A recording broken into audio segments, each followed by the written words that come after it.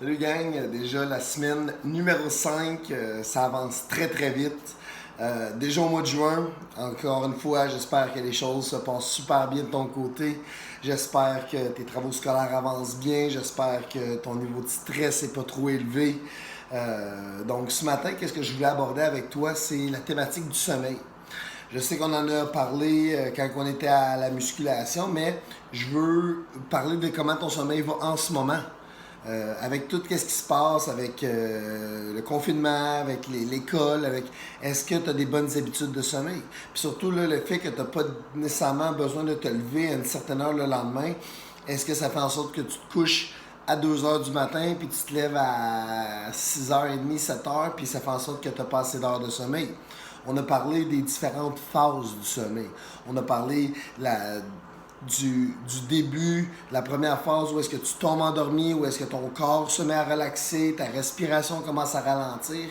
Puis surtout, qu'est-ce que je t'ai parlé des différentes phases, c'est l'importance de la dernière phase de sommeil.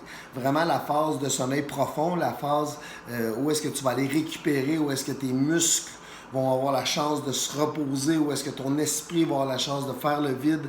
Donc, d'aller chercher ces heures-là qui sont très importantes. Il faut au moins que tu aies eu 6 à 8 heures de sommeil avant de tomber dans ce sommeil profond-là, vraiment le sommeil qui est récupérateur. La question que j'ai à te poser ce matin, c'est est-ce que ton sommeil récupérateur est au rendez-vous? Est-ce que tu es capable de dormir puis de te réveiller rafraîchi? Est-ce que tu es capable de dormir et te réveiller avec beaucoup d'énergie le lendemain matin? Ou tu as l'impression de te lever le lendemain puis d'avoir moins d'énergie que la veille? Faut que tu dois avoir des indicateurs qui vont te dire si ta quantité de sommeil est bonne. C'est bien beau de dire « Ah, j'ai dormi 10 heures, j'ai dormi 8 heures », mais je pense que le plus important, c'est comment tu te sens. Est-ce que tu te lèves puis tu as de l'énergie? Est-ce que tu te lèves et tu as le goût de bouger? Est-ce que tu te lèves puis tu as le goût d'être actif? Ça, c'est un très bon signe que tu as bien dormi et que tu as une bonne nuit de sommeil en dessous de la cravate.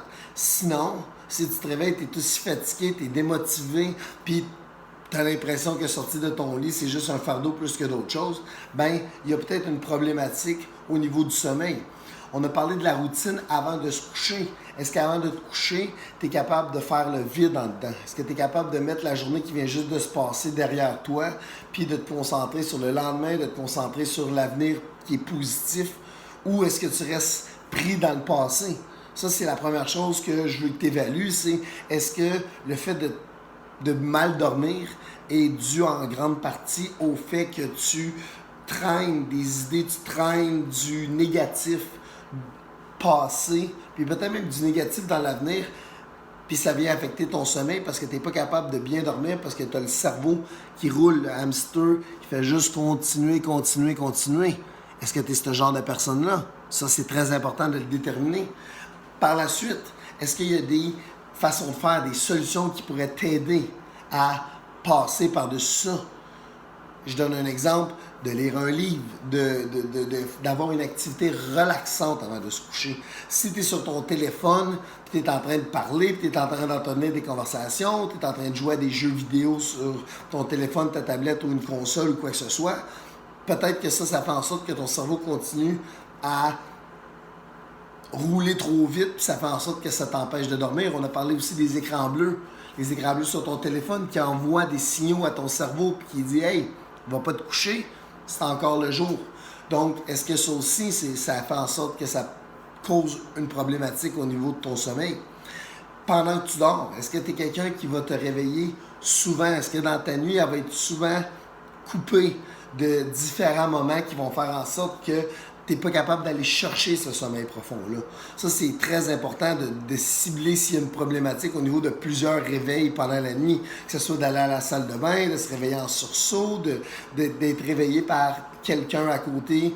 Donc, c'est important d'avoir un climat qui est propice dans ta chambre au fait de ne pas se réveiller, que ce soit au niveau du calme, au niveau du bruit. C'est très important d'avoir un climat dans ta chambre pour dormir qui est propice à ça.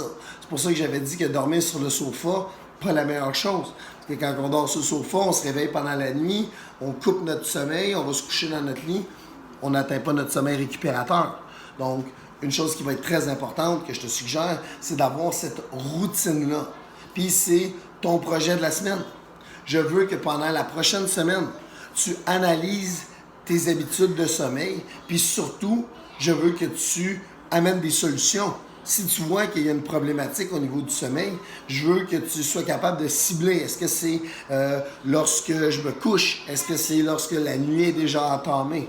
Donc, cette semaine, je veux que tu fasses une analyse complète de tes analyses de tes habitudes de sommeil, mais surtout, d'arriver avec des solutions, d'arriver avec une façon proactive d'améliorer ton sommeil. Puis si tu es pris et tu n'as aucune solution, écris-moi. Écris-moi pour me le dire, Monsieur Giraud, j'ai cette problématique-là au niveau du sommeil, puis ça va me faire plaisir de t'envoyer un petit conseil. Mais sinon, je suis certain qu'avec ce qu'on s'est dit aujourd'hui, puis qu'est-ce qu'on a déjà vu auparavant, que tu es bien outillé pour avoir une bonne nuit de sommeil, surtout un sommeil récupérateur qui va te permettre de passer des journées productives, d'avoir une bonne capacité, puis retenir qu'est-ce que tu apprends à l'école, et surtout assurer ta réussite et ton bonheur.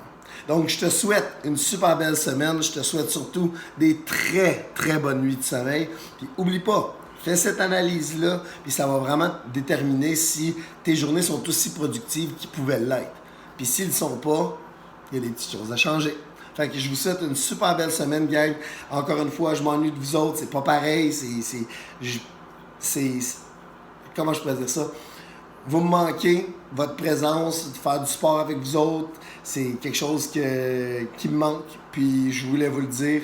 Passez une belle semaine, puis surtout une belle journée. Ciao, gang!